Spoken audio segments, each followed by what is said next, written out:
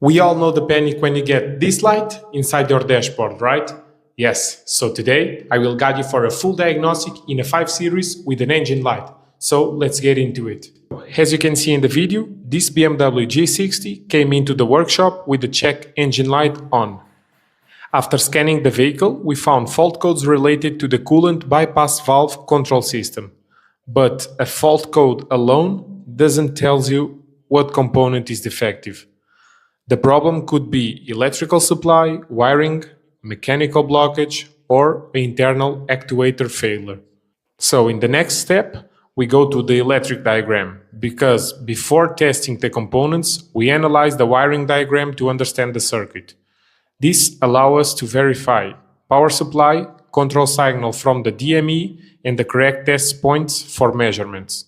In this video, we are activating the valve using EGR service functions. At the same time, we are measuring the control signal using the oscilloscope. As you can see in the video, the command signal is present, but the valve doesn't move at all. To confirm the test results, we repeat the same procedure on the EGR radiator bypass valve.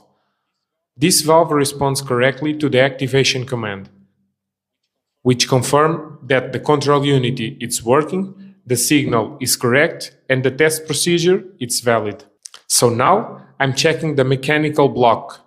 Before condemning the actuator, we also check the mechanical side of the valve.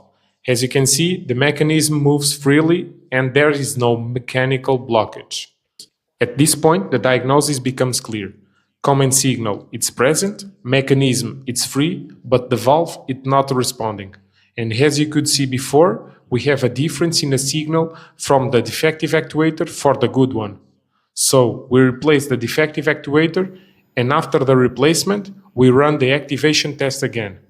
Now, both bypass valves operate normally and the cooling control system is working correctly. This is where the real diagnostics make the difference. We see the fault, we check the signals, and it's everything correct. So if you like real BMW diagnostics, subscribe the channel.